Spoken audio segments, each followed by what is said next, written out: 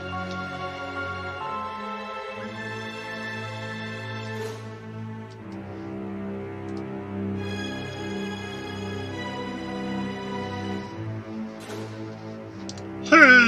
everyone! Welcome to today's Monster Monday episode of the Technicolor Mike B Show. Yes, it is Monster Monday. So how's it going? It is Monday, and we're doing Monster Monday. Now, I am a child of the 70s and 80s, and whenever I do a monster design, especially when it's like a troll or some other fantasy creature, it always reminds me of the old Dungeons and Dragons game, which was popular in, I guess, the late 70s, early 80s. I don't know how popular it is today, or what people are playing, or what derivations of Dungeons and Dragons might be in vogue. But Dungeons and Dragons, or D&D as it was called, was a fantasy tabletop role-playing game originally designed by Gary Gygax and Dave Arneson? Yeah, sorry, don't know his name. And I know that my brother got into Dungeons and Dragons, some of my cousins were into it, but for whatever reason, I never got into playing Dungeons and Dragons. I don't know if it's just I was 2 years younger than my brother, so by the time I hit that age that my peer group was into something else, or if there was some other reason that I just never really got into Dungeons and Dragons. But I know that I had access to the character creation sheets and the dice and all the other stuff, and I'm sure I played with creating a character or two, but never got into actually playing Dungeons and Dragons.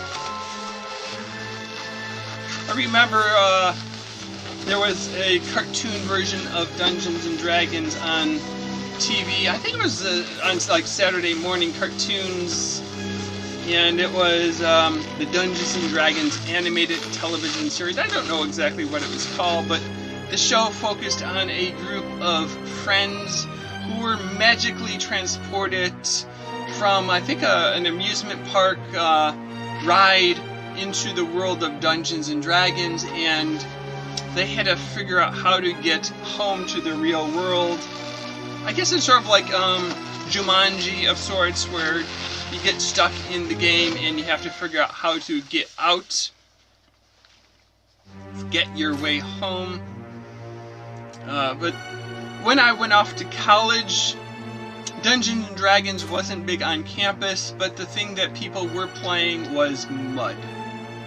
Now, if you're not familiar with Mud is an early internet game. It is originally called a multi-user dungeon or multi-user domain, and back when I was in college was before the modern internet was developed. I guess we had the internet, we just didn't have a web browser. All of your internet surfing was done via text-based, so we had telnet services where it was text-based, so your email, you'd log into your email client and you could send, you had a talk client that you could have a chat with someone else, text-based.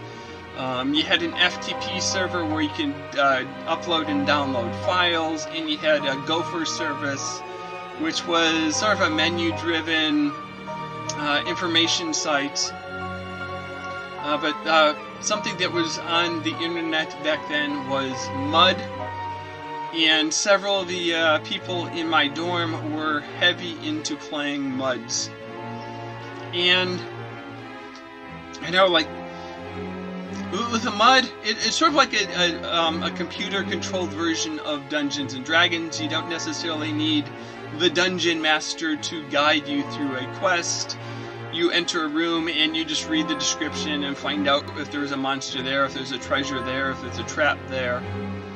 You can go into a mud alone and do a solo quest and just hack and slash any monsters you find, or you can go as part of a group and take on some higher level monsters. One of my friends on the dorm, and actually eventually became a roommate, he was big into computers and had access to one of the servers on campus, and he installed Circle Mud, which was one of the many variations of the Mud software that were available at the time, and he was like the super admin. And after he did that, I got into mudding a bit and spend my Friday, Saturday nights with a group of people fighting monsters. I even tried my hand at creating a whole zone in the mud that it was sort of an XML based language, or maybe some other it was a syntax, so that you would create a room and it would have a short description and a long description, and it would have information about what exits are available, which ways you can go, left or north, south, east or west, up or down, and any creatures you would define, you would give it a name. So you would call it a beast, and you might give it a long name as the long beast of the trolls, and then you might give it a description of this dog-like creature with two heads and large teeth sticking out, and it looks ferocious.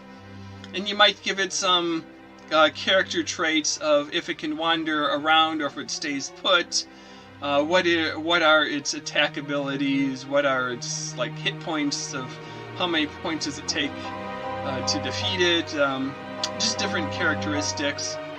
And I remember mapping out a zone, and if I leave a room heading north, that doesn't mean the next room I'm going into has an exit to the south that leads back to that place. It could be a whole maze, so if I go out of this room heading north, the next room, if I go north again, I'm back to where I was, so people can get lost. So it was an interesting environment for creating a text-based adventure.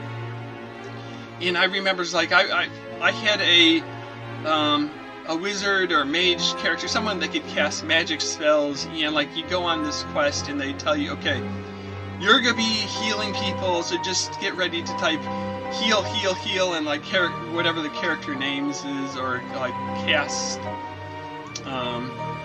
healing spell, or whatever the syntax was, so that you could quickly heal people. And like the other people is, you're gonna cast fireball, and we're gonna go at this, and so you could communicate back and forth, and you had like some shortcut keys on your keyboard that if I type PP, it would like automatically cast flee spell or whatever, so I'd run away. Or but yeah, it was just a text-based environment.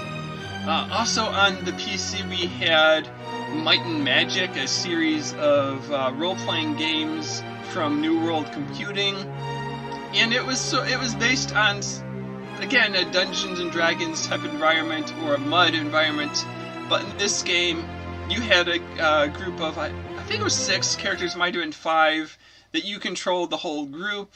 You chose what you could pick your mix of races and characters, so you'd have a archer, a mage, a sorcerer, and a knight or paladin or fighter or whatever.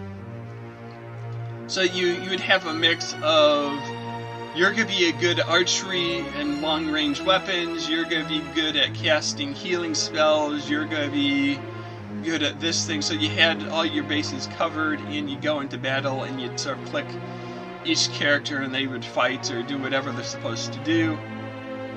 And there were 8 or 9 games in that series. I think I started at Might and Magic 3 and worked my way up to the end. Another series along the same lines was Eye of the Beholder. I didn't like the Eye of the Beholder quite as much. I think it was more licensed from Dungeons and Dragons, not that that makes it good or bad, but it was another role-playing game, and it was developed by Westwood Associates. And as I got through college, towards the end, a lot of these games were going to graphic-based, we played Castle Wolfenstein and some of the other shoot-'em games and things like that, and they were creating these virtual worlds where you'd have these hallways that you'd run down, and the early versions were very simplistic graphics, but the later versions were getting very 3D realistic, and for whatever reason, I found I couldn't play more than 5 minutes of any of the 3D games because I always got seasick or car sick from watching characters race through the games and the corridors and the hallways, and just something about the perspective on the monitor or the whatever just didn't jive with my inner ear, and the motion of it just made me feel nauseous. So yeah, I had to stop playing the more 3D realistic video games. But I miss the old days of playing Might and Magic and having a quest of friends get together on a mud. Yeah, I just wonder if any of that stuff is popular. Maybe I should check it out and try to get into a group and see if I could play that stuff again. Although, I think the thing I hated the most about those games was starting out as a level 1 nobody with the lowest hit points and the lowest spell points and the lowest amount of money, and you have to work your way up to these level 99 characters that take forever. Yeah, I just want to start off as a level 50 character that has buku hit points and magic points and experience, so I don't have to worry about getting killed and losing all my stuff. But it was fun things to do in college, especially when you had the free time to do it. So yeah, if you've never experienced some of the old Dungeons and Dragons games, or the Mud, or Might and Magic, or any of those role-playing games, yeah, check them out. Although, yeah, I don't know. I think a few weeks ago I was looking to see, is there a version of Might and Magic available that would work on the modern Windows system? And I saw that it was still available for sale, but it was like hit or miss on whether you could configure the computer and the modern graphics and all that stuff to work with the old equipment, or the old software would work with the modern equipment. But yeah, I was looking to see if that was something that I could go back and replay old Might and Magic games from the 90s. So we have our two-handed battle axe to battle all the good guys. And today's character, I don't know if it was a goblin or a troll or exactly what character it is. I just wanted something with big, sharp teeth in green. This was today's design sketch, and it's odd that I didn't color it in. Usually I do color the designs in, but I just sort of figured out here's the layout of it, and it was going to be green. So no need to figure all the line work out. So that is our Monster Monday. So what will we talk about next? I don't know, but it'd probably be something different. So until next time, see you later, alligator. After a while, crocodile. Thanks for watching.